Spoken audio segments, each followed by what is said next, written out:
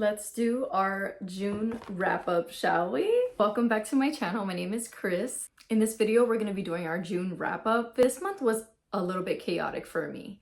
I just couldn't focus. I was a little scatterbrained, but we did manage to read 14 books. Oh gosh, maybe, I don't know. I'll put it on the screen. I'm gonna do ranking from the lowest rated to the highest rated. We had 1 2-star this month, and that was The Perfect Strangers. I did just read this in my most recent reading vlog. You can check that out. I believe it's the video before this one. And this one started off super strong. It grabbed me from the first chapter. It's pretty much about a male woman moving into rural town of Missouri.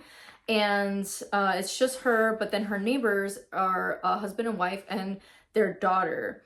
And they just seem very out of sorts, and she just becomes entangled in their mess of a relationship. But the way this book turned out, the ending for me just felt very disjointed from the beginning plot that we were introduced to, and it just got messy in a very not good way. From the 40% all the way to the end, oh my goodness, it was just like, what the hell is going on?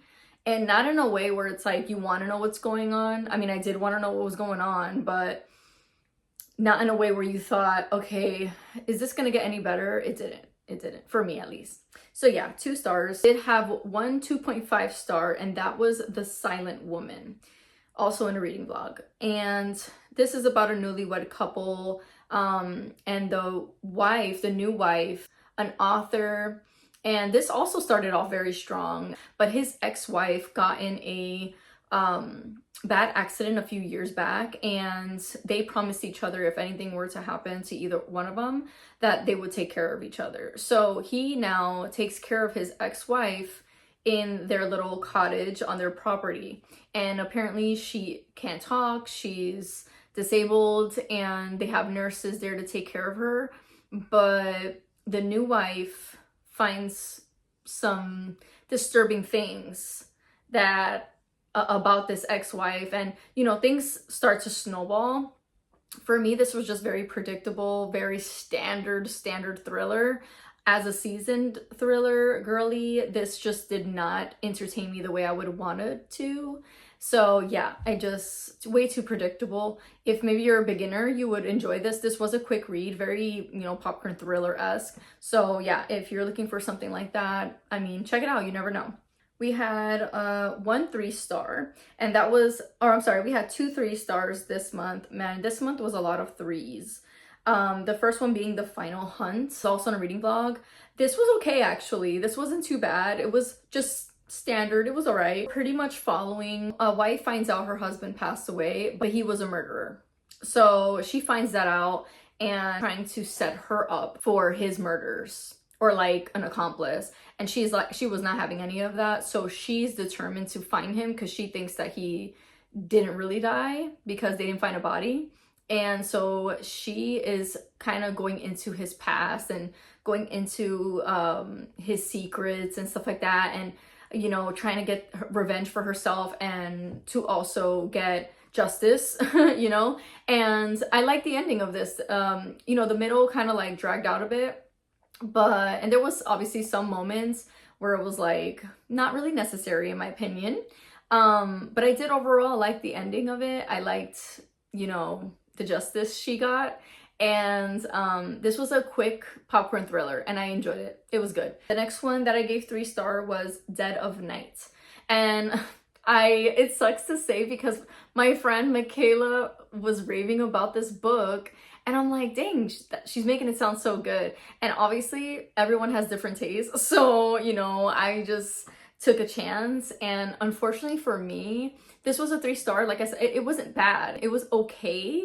I just thought it was gonna wow me a little more. In the beginning of the book, it was giving me Beautiful Ugly by Alice Feeney. An author is kind of in a writing slump, and she's trying to find inspirations. They recommend that she go to this beautiful cliffside house on the beach and just kind of get inspiration and just fully soak in the vibes and just be away from everything so that she has time to write and, you know, finish her book and things like that. And then this house has like a sinister past, so we're going back and forth. So the beginning was really good all the way to, like, I want to say the ending. I just really didn't enjoy. I don't know, I didn't really like the why were these two stories connecting, going in those two different POVs. It was okay. I thought I would like it more. Now we're going into the 3.5 stars, and I did rate 3 books 3.5 stars.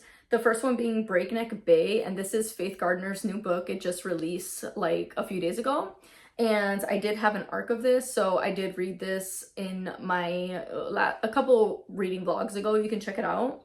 But this was a water theme park thriller, and I've been really on my theme park thriller vibe. Like, I am really enjoying it. Faith Gardner knows how to write. Her writing style is very much up my alley. I love the way she writes her books. I fully get immersed in her stories and the plots. This one though was just okay in my opinion, especially reading in the summer heightened my experience. I really liked the talk about the theme park, and this is set in 1970s and I think 1980s, so I really liked the vibe of that. It felt very nostalgic. Just reminded me as a younger kid going to the water parks as, you know, as a kid, and just having so much fun. I used to do that like almost every weekend as a kid, so it just really, I had that nostalgicness that I really enjoyed. But yeah, I just felt like it was a very predictable book. But nonetheless, it was still good, and I would highly recommend it. The other 3.5 stars that I read, per Sam's recommendation, she was raving about this book, and A Secret Worth Keeping.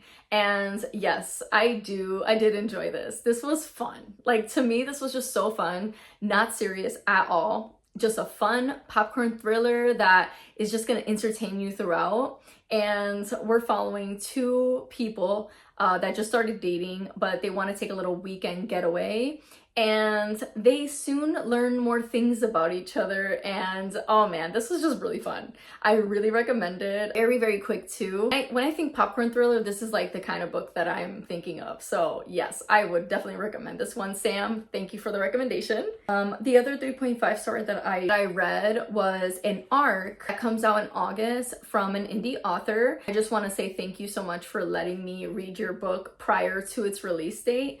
I really had a fun time reading it. It is called Nomads, and I will put the author's Instagram here if you want to check her out. You can support her. This was definitely very atmospheric. We're following an author. She just got an award for one of her books, traveling the world with her boyfriend. They're doing like van life, her journey doing van life. Another nomad van lifer starts feeling super eerie. They start seeing them everywhere they go, even if it's in different states. So it's feeling very like stalkerish. So it gets really creepy really fast. This was definitely fast paced. I felt like it did drag a little bit towards the middle. It was very anxiety inducing, and it definitely had that thrilling aspect. I would recommend this. I had a good time with it. And then 3.75 star, I only had 1 book. 3.75 star book was The Serpent and the Wings of Night. And this is by Carissa Broadbent. This one was okay. I thought it was a little overhyped. I felt like the, what is it called? The competition, or I think it was a competition. I think that dragged out a little bit too much. I don't mind competitions in fantasy books. I am still new to the fantasy romantasy genre, but I feel like this went a little on for too long, that I was like, okay, can we be done with this competition? Can we get to like something else? What really made this book for me was the ending.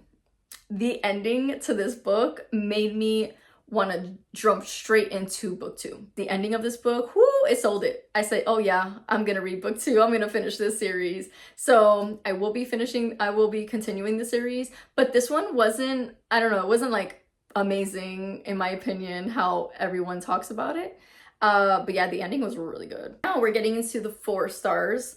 And we had 2 4-star books this month, and the first one being So Happy Together. Our first 4-star book was So Happy Together. This gave like rom-com thriller. It's a fun, unhinged character. Our female main character, she is so delusional. And I love a delusional, unhinged main character. So yes, this was so fun. I love the cover. It is so beautiful.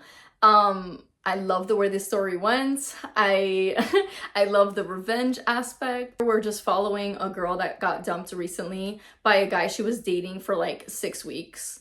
And she starts getting close to his current girlfriend, and she is just not having that this man doesn't want to be with her.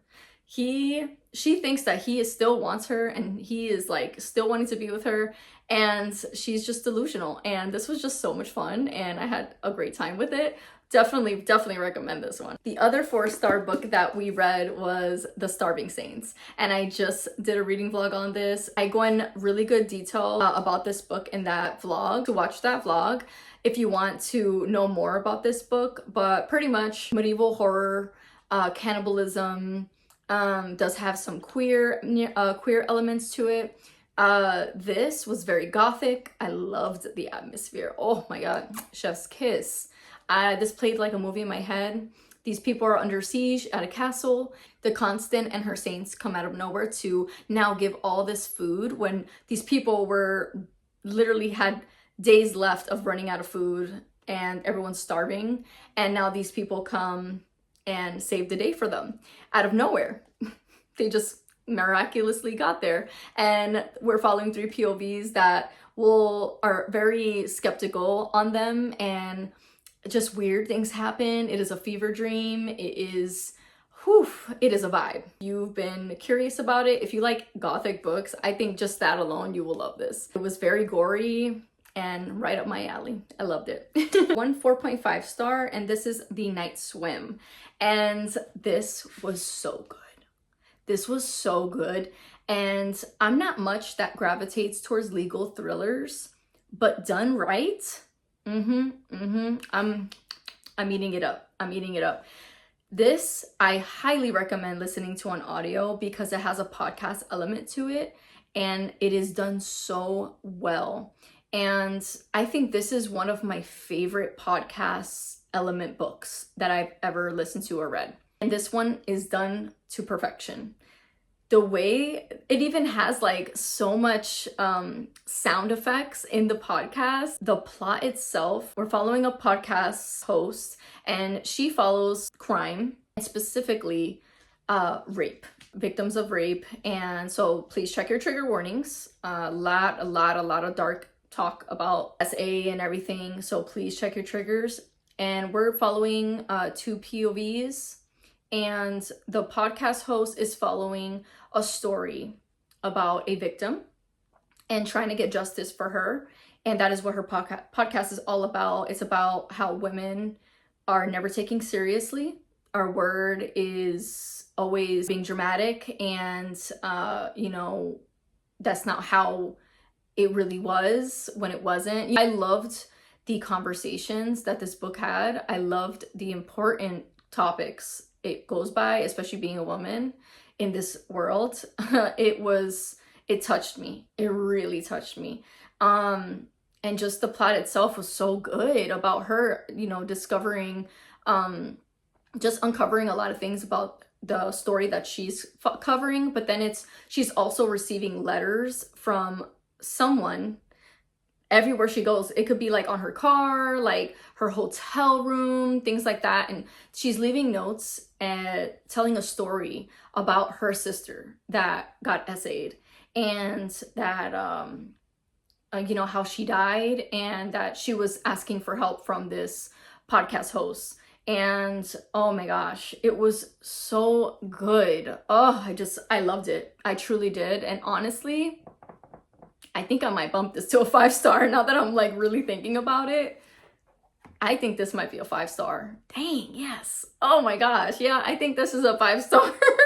Wow. Yeah, no. I can't even think about nothing bad about the book. Literally, I can't even think of one thing that I didn't like. Yep, that's a 5-star. Never mind. We had 3 5-stars. So that one being the first. The other 5-star was Nora Roberts' Mind Games. I still think about this book. And I finished it in the beginning of the month. I'm still thinking about it. The way this book made me feel, I was like in tears. Within 20%, I was already crying. This also has dark topics. Please check your trigger warnings. But this is I would say, very character driven, more than plot driven, but the plot was still really good.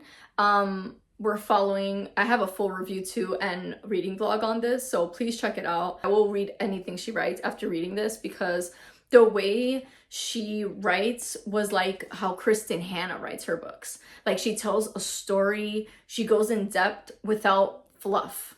It felt like so real and raw. And man, that's exactly how I felt reading this book. And we're following a young girl that has the ability to see through other people's eyes. And so it has some kind of like magical element to it. She finds out about her ability when she's 12, and she's having a dream about a man unaliving her parents while she's at her grandma's house. And it came to fruition. And this is all in the synopsis, so I'm not spoiling anything. But I'm telling you right now, that's all you need to know going into the book. And you're following her journey as she's growing up with this ability, and her growing up seeing the killer through his eyes, like even as she's getting older. Oh, a phenomenal book. Phenomenal book. After I put my review up, I had a few of my friends read it and they all rated it 5 stars. So if that doesn't tell you anything, I mean, come on, you have to check this book out. If you like a great storytelling book with beautiful character development and character driven books, I highly recommend this one. Oh my gosh, like this is like god tier for me. This is literally became a god tier book for me. So yes, 5 stars. The last book I read this month that was a 5-star for me was Broken Country. Whoo. My heart could not. Let's just put it that way. This was giving me the movie The Notebook, the love in that movie. That's how I was feeling with this book. Being a woman that's telling her story as like a teenager with her first love, and in this like small town, but he was born with money, she wasn't, and how the parents just like judged her, and then he goes to college and they kind of just like drift, and then now it's her as an adult, as a wife to another man, and he comes back in town and he is now this famous author. And oh my god, I got goosebumps just thinking about it. I cried. I cried. I was rooting for both, all the love in the book. I loved this story. There's not one thing I didn't like about it. And the hype is real about this one. So if you're wanting like a little bit of a gut-wrenching, beautiful love story that has like some thrilling aspects to it as well, I highly recommend. And the audio, fantastic. It was so good. Those are the books I read in June. Overall, I felt like it still was a decent month. What was your favorite book this month? I'm excited for July. I will be, I don't think I'm gonna be doing a July TBR, to be honest, but I did want to mention, I now have a book club. I have a book club. So if you want to join my book club, I will leave the link below. Our book club's name is Books and Banter. Just wanted a place where to just fully engage with my friends and talk about the books that we're reading, you know? And a lot of my friends on Instagram have similar tastes. So I said, you know what? I think we would have such a fun time just all chatting about the books that we love.